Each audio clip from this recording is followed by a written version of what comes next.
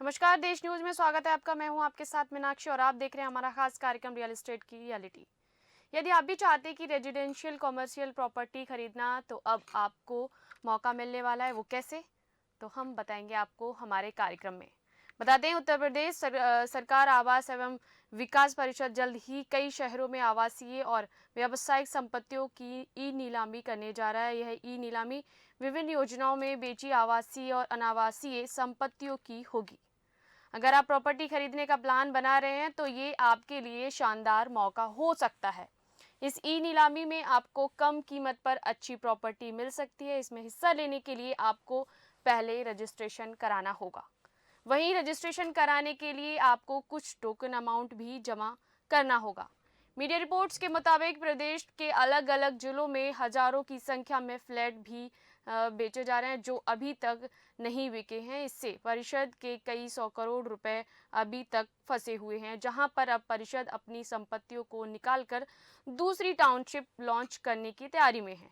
अब आपको बता दें कि किन किन शहरों में होगी नीलामी।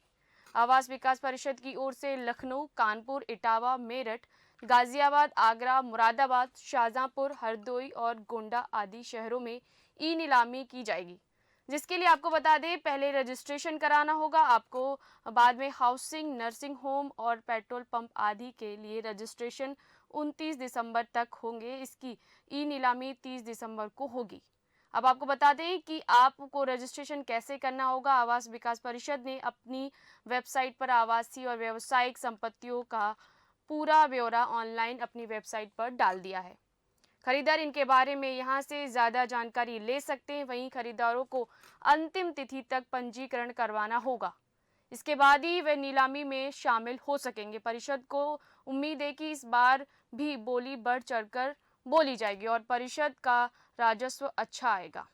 तो ये बात थी रेजिडेंशियल कमर्शियल प्रॉपर्टी के बारे में। तो अब बात करते हैं फ्लैट्स की, जहां पर फ्लैट खरीदारों के लिए खुशखबरी है। अब दिवालिया प्रक्रिया में जाने पर ब्रेक लगेगा भी। और दरअसल बिल्डर बायर मामले में अमिताभ कांत कमेटी की पॉलिसी को कैबिनेट से मंजूरी मिलने के बाद रियल एस्टेट मार्केट में हलचल शुरू हो गई है। खास करके बिल्डरों ने अपना गुना भाग शुरू कर दिया है। बिल्डरों का कहना है कि पॉलिसी में किए गए प्रावधानों के आधार पर उन्होंने आर्थिक स्थिति का विश्लेषण शुरू किया है। पॉलिसी के लागू होने पर हर एक बिल्डर को उसकी कंडीशन बकाया के आधार पर लाभ मिलेगा। लेकिन इतना तय है कि खराब आर्थिक स्थिति से परेशान बिल्डर अब दिवालिया प्रक्रिया में जाने की प्लानिंग करने के बजाय प्रोजेक्ट के रिवाइव करने, फंड की व्यवस्था करने और जल्द से जल्द प्रोजेक्ट को पूरा करने का प्रयास करेंगे, जिसका सीधे तौर पर फायदा बायर्स को मिलेगा। वहीं दूसरी तरफ देखें तो जानकारों का कहना है कि इस पॉलिसी के आने से अब रियल एस्टेट मार्केट का माहौल बदलना शुरू हो जाएगा और सकारात्मक नतीजे सामने आएंगे। अब आपको बता दें कि 2017 से जिले के रियल एस्टेट प्रोजेक्ट दिवालिया में जाने की शुरुआत हुई थी। सबसे पहले आम्रपाली ने यह शुरुआत की थी, जिसके बाद जेपी, यूनिटेक जैसे ग्रुप भी इसी कतार में लगे।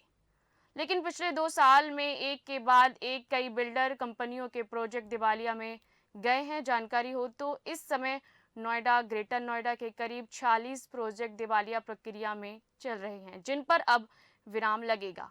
उधर प्रतीक ग्रुप के एमडी प्रदीप तिवारी का कहना है कि अब इस पॉलिसी से बिल्डरों की हिम्मत बढ़ेगी और वह आर्थिक स्थिति खराब होने के चलते जिम्मेदारी से भागने के बजाय इसे पूरा करने व अनसोल्ड फ्लैट बेचकर मुनाफा कमाने के बारे में सोचेंगे। जिससे क्या होगा, निश्चित तौर पर इस पॉलिसी के आने से दिवालिया में जाने से प्रोजेक्ट रुक जाएंगे। अब बताएंगे कि कैसे बिल्डर को इस पॉलिसी का लाभ मिलेगा। काउंटी ग्रुप के डायरेक्टर व बिल्डरों की संस्था क्रेडाई के वाइस प्रेसिडेंट अमित मोदी का कहना है कि कोविड जीरो पीरियड की 2 साल की ब्याज माफी, 3 साल का निशुल्क टाइम एक्सटेंशन और करीब 22 महीने का एनजीटी के आदेश से काम बंद रहने के समय की ब्याज माफी आदि का लाभ बिल्डर तभी ले सकेगा जब वह अथॉरिटी का 25% जमा करेगा। 25% जमा करने पर ही रजिस्ट्री शुरू होगी और साथ ही बिल्डर काम शुरू कर सकेगा। लेकिन हजारों करोड़ के बकाए वाले बिल्डर इसके लिए कितना खुद को तैयार कर पाते हैं, ये अपने आप में बड़ी चुनौती है। इसलिए अथॉरिटी की ओर से पॉलिसी लागू होने के बाद कितने बिल्डरों के आवेदन इसके लिए आते हैं, इस बारे में अभी कुछ नहीं कहा जा सकता है। हालांकि अनुमान लगाया जा रहा है कि 30 से 40 प्रोजेक्टों के आवेदन पॉलिसी लागू होते ही आ जाएंगे और अगले 4-5 महीने में इनमें काम भी शुरू हो सकेगा। एक्सपर्ट्स इस बात का भी अनुमान लगा रहे हैं कि मार्केट रेट भी बढ़ सकता है। एनबीसीसी के पूर्व एग्जीक्यूटिव डायरेक्टर आर.के. अग्रवाल का कहना है कि रियल एस्टेट मार्केट में पिछले एक साल में 20 से 30% तक फ्लैटों के रेट बढ़ गए हैं। फंसे हुए बिल्डरों को एक तरफ जहां इस पॉलिसी से हिम्मत मिलेगी और वह प्रोजेक्ट पूरा करने की सोचेंगे, वहीं जिनके पास अनसोल्ड फ्लैट बचे हुए हैं उन्हें बेचकर अच्छा मुनाफा मिल सकेगा। इसलिए इस पॉलिसी के लागू होने से रियल एस्टेट मार्केट में सकारात्मक माहौल बनेगा। साथ ही आने वाले एक साल में इसका इम्पैक्ट नजर आने लगेगा और नए बायर्स भी मार्केट में बढ़ेंगे। इधर एक खबर ने सनसनी फैला दी है कि कहा जा रहा है कि नोएडा, ग्रेटर नोएडा और यमुना अथॉरिटी के लाखों होम बायर्स को तत्काल फायदा नहीं मिलेगा। वो कैसे? दरअसल यूपी कैबिनेट ने रुके हुए रियल एस्टेट प्रोजेक्ट को रिवाइव करने के लिए अमिताभ कांत कमेटी की सिफारिशों को लागू करने का फैसला किया है।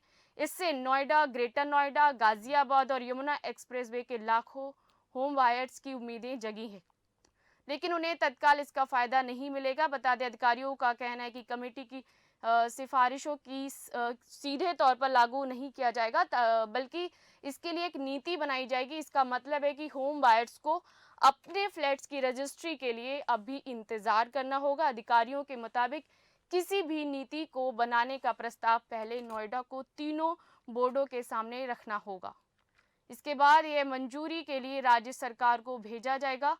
मिली जानकारी के अनुसार 46 महीने के जीरो पीरियड वेबर को डिफाइन किया गया है। इसके मुताबिक हर अथॉरिटी डेवलपर्स के बकाये की गणना कर सकती है, लेकिन रजिस्ट्री की प्रक्रिया को जल्द ही शुरू करने के लिए पॉलिसी जरूरी है।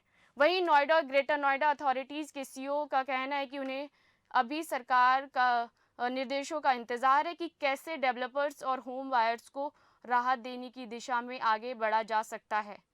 कांत कमेटी के मुताबिक बता दें, उसकी सिफारिशों से 2.4 लाख होम हाउस यूनिट्स को रिलीफ मिलेगा। इनमें से करीब 2.3 लाख फ्लैट्स नोएडा और ग्रेटर नोएडा में हैं। इनमें से 1.1 फ्लैट्स अब तक रजिस्ट्री नहीं हो पाई है। इसकी वजह यह है कि बकाये को लेकर डेवलपर और अथॉरिटीज में गतिरोध बना हुआ है। 3 अथॉरिटीज का बिल्डर्स पर कुल 47,000 करोड़ रुपए का बकाया है। इनमें से नोएडा अथॉरिटी का 28,000 करोड़ रुपया बकाया है। इसी तरह ग्रेटर नोएडा अथॉरिटी का 14,079 करोड़ रुपए और यमुना एक्सप्रेसवे अथॉरिटी का 4,800 करोड़ रुपए बकाया है। बाकी फ्लैट्स अभी पूरे नहीं बने। इसके लिए कांत कमेटी ने एक रोड मैप की सुझाव दिया है, जिससे रेरा तैयार करेगा। नोएडा अथॉरिटी के सीईओ लोकेश एम ने कहा है कि राज्य सरकार ने एक्सपर्ट कमेटी की सिफारिशों को मान लिया है, लेकिन इसमें अभी और क्लैरिटी की ज़रूरत है। ऑर्डर मिलने के बाद ही अथॉरिटीज़ इस दिशा में आगे बढ़ेगी। और ग्रेटर नोएडा अथॉरिटी के सीईओ रवि कुमार एनजी का भी कहना है कि सरकारी आदेश में कमेटी की सिफारिशों को लागू करने के बारे में डिटेल जानकारी होगी। ऑर्डर मिलने के बाद से ही आगे की कार्रवाई की जाएगी। इसके लिए एक व्यापक नीति की ज़रूरत होगी, जिसके लिए बोर्ड से मंजूरी लेनी होगी। दूसरी तरफ जानकारों का कहना है कि कमेटी की हर एक सुझाव को लागू करने के लिए कई टेक्निकल इश्यूज का समाधान करना ज़रूरी है। यदि आप भी इस तरह के अवसर ढूंढ रहे हैं तो योगी सरकार आपके लिए नए प्रोजेक्ट लेकर आया है, लेकिन वहीं सतर्क रहें और थोड़ा सा सावधान रहें। अगर आपका भी रुख इन फ्लैट्स की तरफ है तो आप खरीद सकते हैं और उसमें अपना रजिस्ट्रेशन करा सकते हैं। फिलहाल मेरे साथ इस प्रोग्राम में इतना ही। देखते रहिए देश न्यूज़। नमस्कार।